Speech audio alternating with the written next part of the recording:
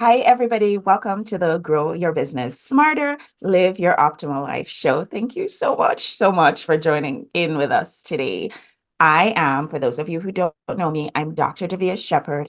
And in addition to hosting this show, which is we air at 11 a.m. Eastern every single Tuesday. In addition to hosting this show, which is focused on helping women in business, we're talking about women who are in small business, entrepreneurs, solopreneurs, women who are in corporate, nonprofit, even some retired people. We are here to help women in business to not only grow their businesses smarter, but also to live the life that they're here to live, enjoyable, fulfilled, all those wonderful things. And so that's what we do here on our show. Every week, we bring in a special guest to help us to go through all the things that we need in order to live our optimal lives. But in addition to hosting this amazing show, I host a women's group called Ladies Power Lunch. It's a free group, it's for women in business, and we're on Facebook at growsmarternotharder.com/Facebook. So if you're a woman in business and you feel like you could use the support of women who've been there, done that, and who are ready to open their arms to support you to grow your business and live your optimal life, then I invite you, come join us. Anyway, with this show today, my very special guest is Gail Petrowsky. She is one of our Ladies Power Lunch members, and I have been tapping on her experience for the past few shows because she has so much to share. She's by training a therapist, and she's been a life coach for over 30 years. And she has a lot of experience and wisdom to share with us when it comes to this idea of growing our businesses, but in a smarter way where we support each other so that none of us have to go through all those stresses and the strains and the struggles, but also this idea of being able to live a life that's more optimal. So Gail was our guest last week, so many of you got a chance to meet her. I'm going to ask her in just a moment to introduce herself again to those of us who didn't get a chance to meet her. But last week, we talked quite a bit about this idea of being able to actually live more optimally, live more fully, being more fulfilled. And why do we even want to focus on that? Why is that important? And then I sent out a survey to all our members in our community to get some feedback about what you think about this idea of living your optimal life, because there's something else that I need to tell you. It's been a long time since we as Ladies Power Lunch have had a retreat together. We used to have retreats. They were amazing opportunities for us to grow in our personal development as well as grow in our businesses. But then the pandemic happened. So the last retreat that we had was in 2019. We went to Bermuda. It was a great fun time and we all had amazing transformations, but we haven't had one since then. And so Gail and I have been in the background planning our very next retreat, but we needed to make sure that the information that we're going to be sharing and the transformations that we're going to be offering are actually what everybody needs right now. And so we sent out the survey last week, growsmarternotharder.com/survey, /retreat-survey, and we got some really great feedback coming back to us. It seems as though people are really interested in knowing about more about how to set good boundaries. People want to know how they can actually, hold compassionate, sustainable boundaries, how they can say yes to themselves first, how they can say no with love and compassion. They want to be done with overdoing and over giving and just have consistent me time. People always also spoke a bit in the responses that we got, and I really want to thank everybody who did respond. People spoke a bit about wanting some guidance when it comes to balance in life. A lot of people talk about being overwhelmed, burnout, not having enough self-care, being stressed, and even feeling a dip in their overall levels of positivity. And then we had people talking about things that I feel are really important, having more fun in life, actually knowing what is fun, knowing what actually fills us up. And then there were folks who wanted to know more about, okay, life's pretty good, but could it be better? Is there something else there for me? Is there more? What's my passion?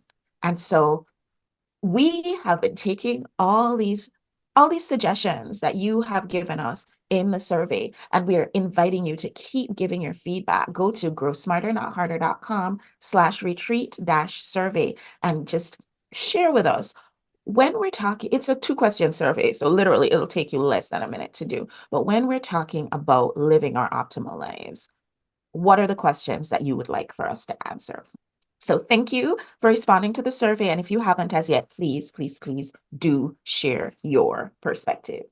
So let me take this opportunity to invite Gail to share with us who are you and tell us a little bit about the amazing things that you are doing in the world. Thank you, Dr. Davia. And it's always a pleasure to be on with everybody. Well, as Dr. Davia said, I'm a life coach, a therapist.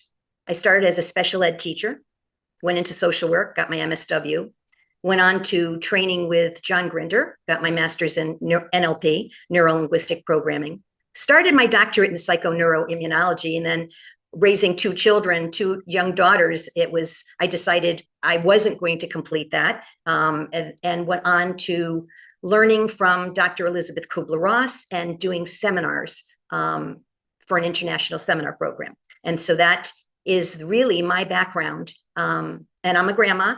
Happy to announce my 4.5-year-old grand twins are soon to be 5. And I have a grandson who will be 14, which is mind-blowing to me, totally mind-blowing. So that's who I am. And I'm happy to be here. Awesome. So, Gail, we've been talking a little bit about this idea that there is more for us, that we don't have to live this life where we're not feeling fulfilled or we're not feeling like we're having enough time for ourselves or self-love or self-care or fun. And last time you explained to us a little bit about why this is important. Can you just, in a really, really brief nutshell, explain for those who might have missed last time why it's important for us to even be talking about this? It's important because as women, we affect everybody we touch and speak to. Our energy is palpable. We're powerful, and some of us aren't acknowledging that. But we have a tendency to be natural caretakers. The majority of us, not all of us, and when we do that, we take on taking care of the world. And when that happens, there's not enough time because an intrinsic pattern starts at an early age of making sure everybody else is okay. And we don't give ourselves permission to change the pattern. And we know we need more time, but it's very difficult for us to take ownership of this is me time and do it as consistently as you possibly can, because it's sometimes uncomfortable. Sometimes we feel guilty about doing that. And other times we just don't want to stop taking care of people because we get something out of that too. But if we don't nourish ourselves, how are we really going to be there energetically for others? And as I said in the last time, is that there are times then you overreact to stimulation or to somebody or your children or your grandchildren or a coworker, when you walk away thinking, why did I just say that? Or why did I react that way when I know that this is not me? Well, it's because we're at a place of stressed out, not taking the time for ourselves, and we're burning out. In a nutshell, that's what I would say, Davia. I think that's so important. And I think because a lot of the folks who tune into our show, they are out there growing their businesses and they're probably bumping up against walls. They're not perhaps having as much income or they're not having the impact they might have liked. Or maybe they came to the business that they're doing now to hope for having more freedom and it feels like they're being stifled by their business, or they might not be doing the thing that they thought they would be able to do when they decided to do this thing. They're actually feeling like they're being sidetracked or pushed in another direction when that's not really where their heart is. And I am going to go so far as to say that when we are able to take care of things on the inside, then the vision on the outside becomes so much clearer. And so that's why I believe that this work is so important. This work of focusing in on your personal development, the boundaries, the balance, the enjoyment of life, and also focusing on things that are more quantum, like purpose and passion.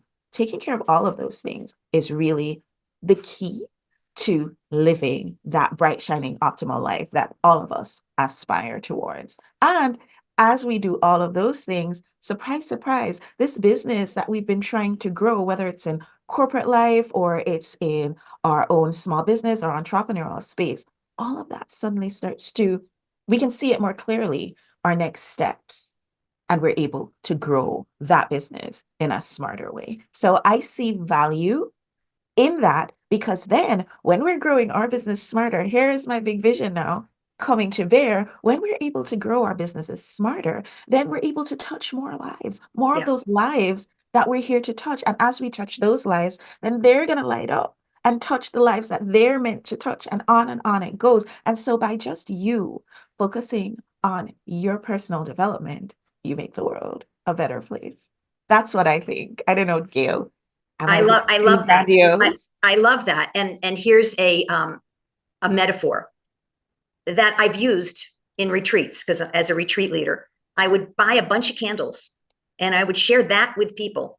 And we did that in the international program. And we would light a candle, one person at a time, and someone else would light another person's candle. And we said that within 360 days in a year, if you light your own candle and celebrate yourself and reclaim your worthiness and who you are, and how you feel about yourself and healing and on your spiritual journey, and you light someone else's candle and it goes on and on and on, this world would be a much different place. And it starts with women. It starts with women. I truly mean that. I believe in my heart that war would end if women would stand up and say no, because we have that Absolutely. We're the moms, we're yeah, the aunties, yeah, we're the yeah, grandmas, yeah, we're the sisters, we're the best friends. We are, and men are too, right? So yeah, it all goes hand in hand. yeah, Gail, what I would love for us to do today for our fun friends who are joining us is to let's talk practical. I have to tell you, folks, if I wasn't a physician, I would be an engineer because I want to see the exactly how. Show me step by step. So, can yeah, you tell me, Gail, an example of somebody that you have worked with who has been able to focus in yeah. on what's going on with them on the inside and see tremendous results on the outside in their lives? Just tell us a story. Tell us a bedtime Um, story. Only we're not going to go to sleep. No, no, no, no. You won't go to sleep. Um, the one thing, this story has to do with reclaiming ownership of who this woman truly was, mind, body, and spirit, as a as her birthright, as all of our birthright, is that we are outstanding human beings and we have worthiness. But it's about reclaiming that worthiness so that she could take her next steps and have greater self-esteem. So this woman came to me for she had been to many other people and she was obese. And I think I shared this story with you, Dr. Davia. And she came to my office, and she had a lot of childhood traumas and patterns, intrinsic patterns, where she did not set her boundaries for herself, and she was doing everything for everyone else. And slowly but surely, her weight, physical weight, as well as emotional weight, started to creep up on her. She really was so unhappy with herself. So I talked to her about her inner critic. We went through what happened, childhood traumas. There's a lot of work, a lot of layers. But the most important thing I want to share with you is that it's this piece. You hear that you are what you eat, but you're also what you think. And if your words and that you speak consciously and unconsciously, and your thoughts that you think do create your present reality moment to moment, in order to change anything, you need to have cognizance and awareness on all levels, emotional, spiritual, and physical, of being kinder to your inner critic.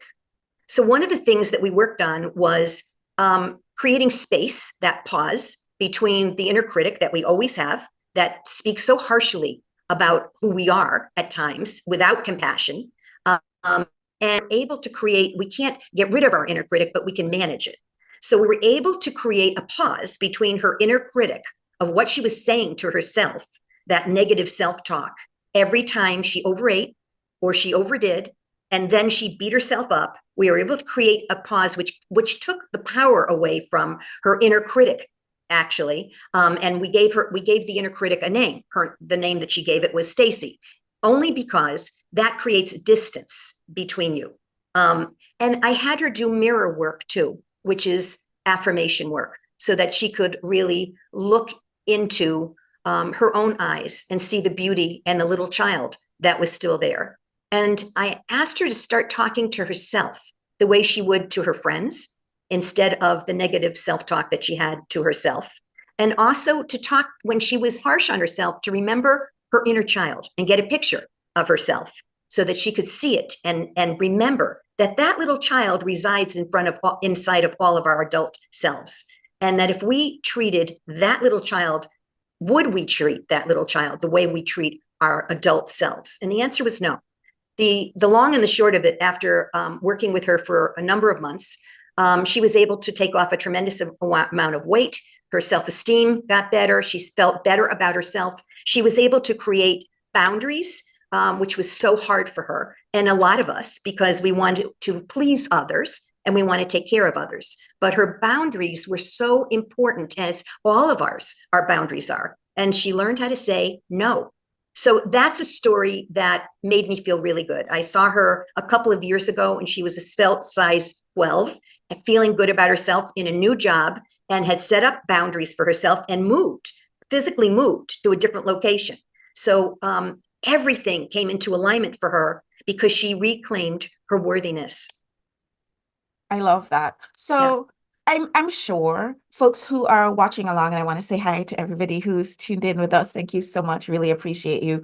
Um, People who are watching along with us, some of them might see themselves a little bit in the picture that you present of this client who had such dramatic shifts happen as a result of tapping into her very own worthiness. Tell us, how can we do that too? Give us some do's and some don'ts for being able to achieve that. One of the first things is to work with your inner critic and put a name to it. Mine is Polly Perfect, and I actually put a funny hat on her so that when I visualize her, it creates a pause and a giggle. Oh, she's back. Okay. And be able to readjust your thinking to a more positive thought, being present, being more truthful with yourself.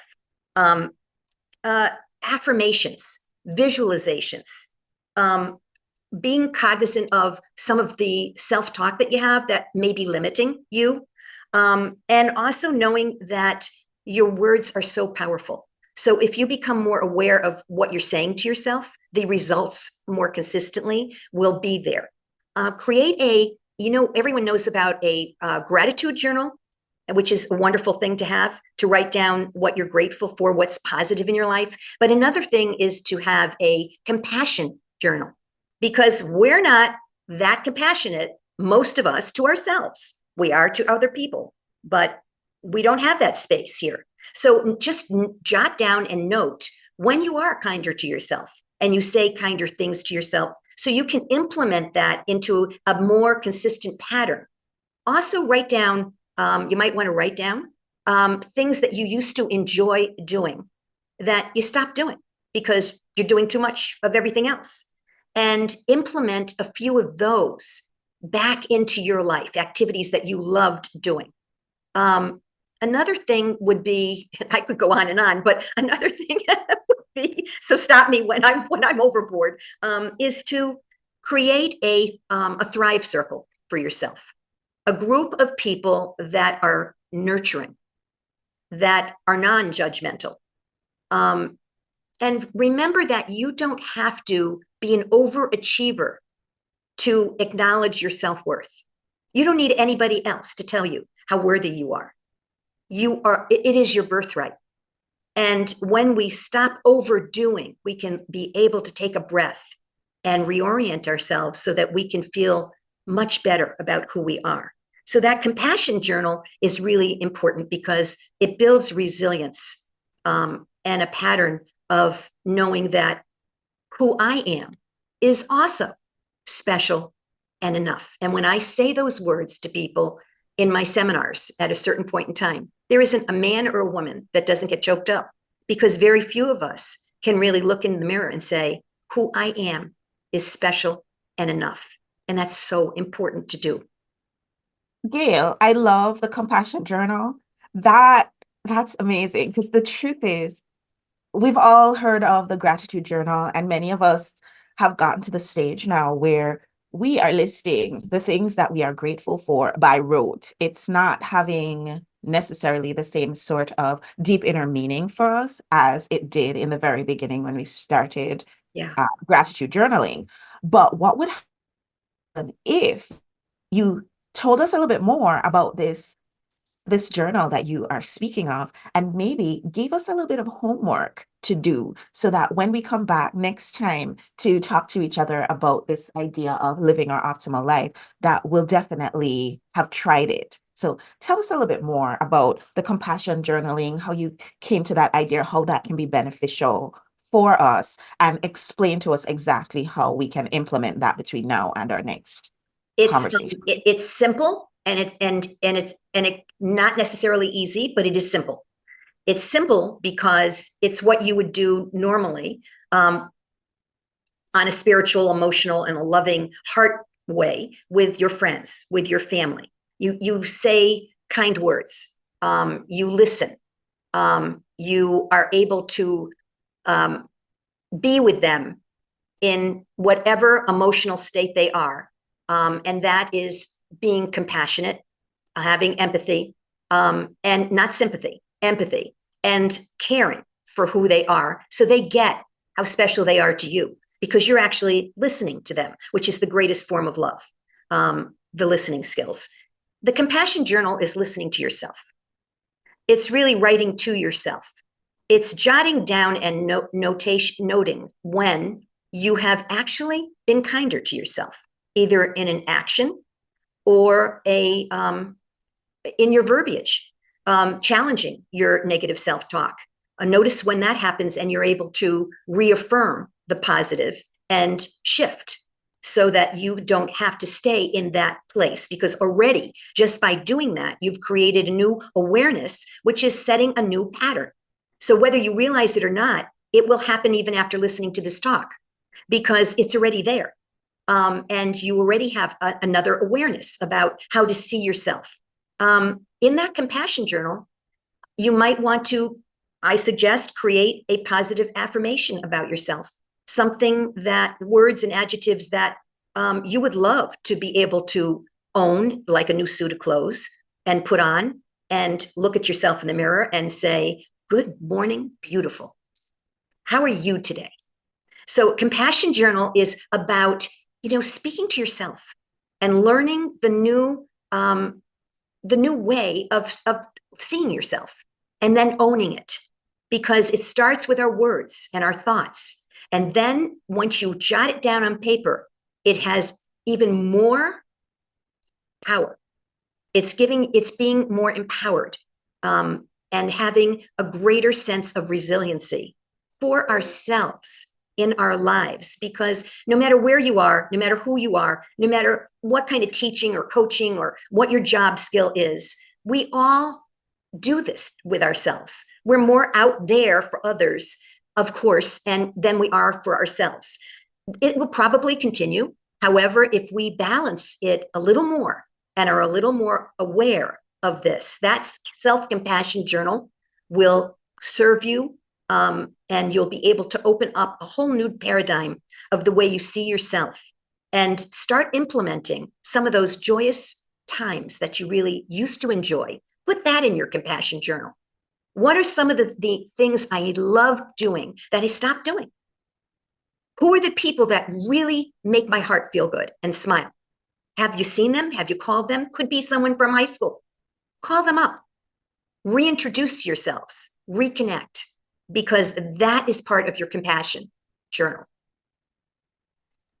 I love that. So, step one, get a new journal.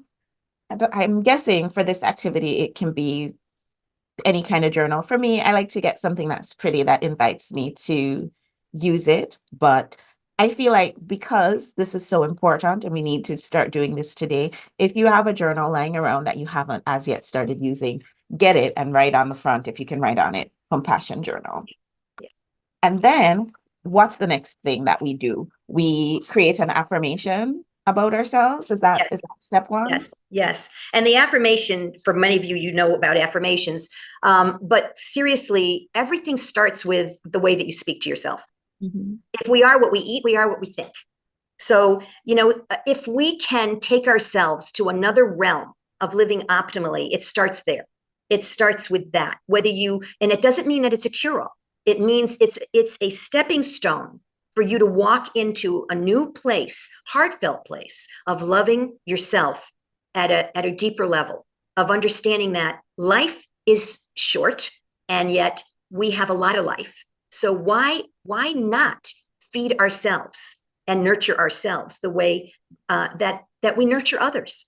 I mean, everyone else would enjoy being with us a lot more if we were happier with ourselves and knowing that we can express our feelings in this compassion journal, because it's okay to have those feelings. It's okay to have negative feelings. Sit in them, be with them, but with a time frame. Because most of us don't have put a time frame on it. We don't know when it begins and when it ends. So that's just another piece. But as far as affirmations go, it's simple. It starts with I am. So it brings you to present tense. It's not about the future. It's I am right now. Who are you? I am a. And then use some adjectives, not a lot of them, not like 10 of them, like 4 or 5 of them that you would really like to have implemented into your life would make a difference. And like this particular woman that I shared her story, I'll never forget her affirmation because it was so powerful. It touched my heart. Um, she said, I am a beautiful, thin, well-toned woman, vibrantly alive at, and 100% healthy. And Mm. I can't forget that, even though it was many years ago, because it affected her so much. And you'll know when you have your own affirmation that it's yours. Even my daughters did their affirmations and put them up on their wall in their room. And they didn't think it was silly. I had my mom, who was in one of my women's retreats, have her own affirmation. So affirmations are just beautiful because they touch our soul. Beautiful. Thank you, Gail, for sharing that with us. There are people who are out there who are probably thinking, okay, we came to the show for some practical advice, and this feels a little bit more introspective and less practical. What would you have to say to people like that? This is as practical as you're going to get, because the truth of the matter is, until you can start listening to yourself and owning your story and knowing that you can change and alter your story by doing these things, that is a first step for anything. You can try magical ways of doing things, but it all starts right here and right here. So it's the combination of mind, body, spirit, Mhm. allowing source energy in, and being heartfelt with yourself. So it's not wah wah wooey. It's not out there. It is truly a way to begin your journey in a different way so that you can fine tune it. And yes, there are tool sets, but this is the first set of tools.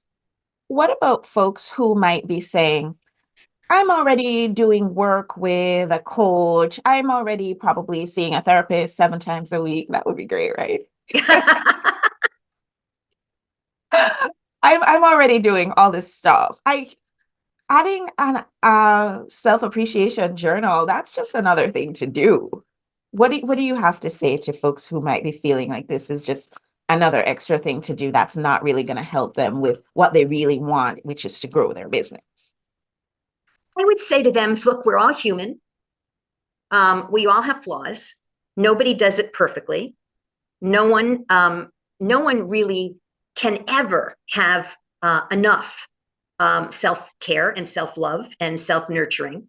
And if you really look at your life, you really need to ask yourself, what do I really want for myself? What is it that I want as a woman in my world? what do I really want? Not dealing with, you can deal with your childhood, you can deal with your present tense, you can deal with your family, your corporation, whatever you do, but really get down to brass tacks. Who am I? What is my story? And what is it? What do I really want for myself? And how can I get there? So if you ask yourself the question, what do you really want, that you might not have fully yet, and hopefully you don't, because we want to keep striving. We want to keep growing. Growth is part of who we are in this world. So there's never an end game. Is always more, but it's not about not being worthy enough. It's not about not doing it right. It has nothing to do with that. It's about opening up a new paradigm for yourself so that you can walk into on your life path a way that you can bring more sunshine into your life, where you can feel, wow, more empowered and have more energy. And the one thing that you're working on, hopefully with the people that you're working on, are your incompletions in life, because that staves our energy. That is one of the first things, and to besides not being able to forgive yourself or forgive others, that stops having our energetic flow. That stops it. So work on completions. What do you need to complete in your life? Who do you need to speak to that may be still there somewhere that you need to have a conversation? And what about self-forgiveness? So this things that are life elements, and we're always going to be dealing with the next level or the next layer. So it's never about I'm doing enough. Yes, you're doing enough. However, maybe it's a different perspective of looking at who you are and what you want. Thank you. That was pretty powerful, very potent.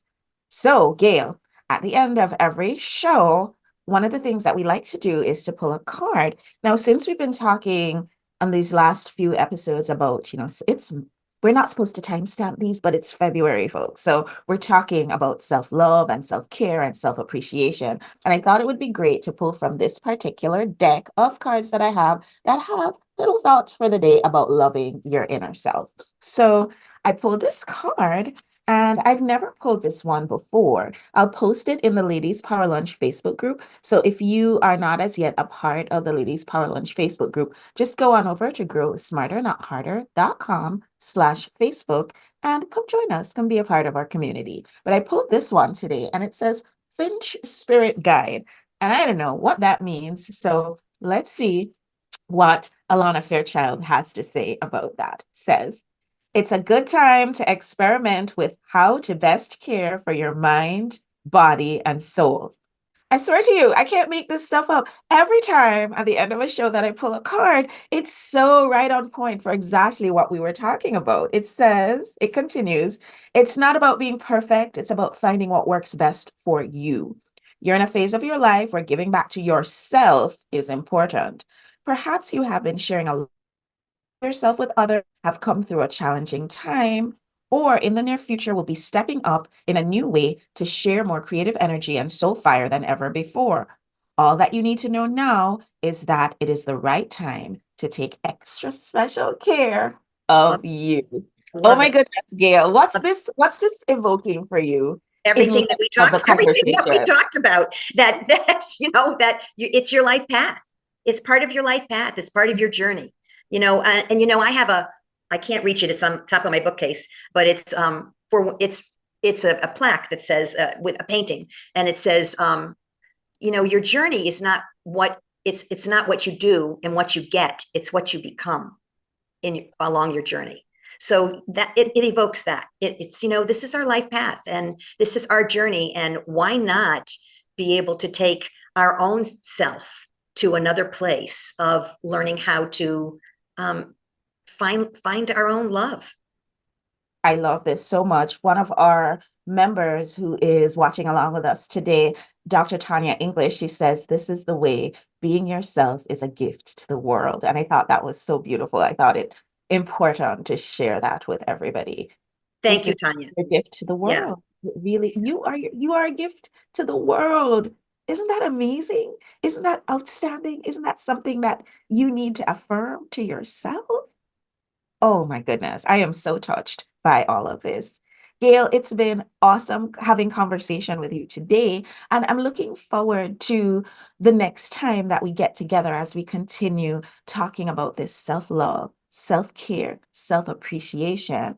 And I'm looking forward to the next time we get together when you'll share with us some more from your wisdom, with some more things that we can do on a daily basis to increase our self-love so that we can grow our businesses smarter. Everybody, I would love to ask a favor of you. Like I said, in a couple of in a short little while, we will share with you more information about our upcoming Ladies Power Lunch retreat. But we still would love to hear from you when it comes to this idea of self-love and self-care and all of that.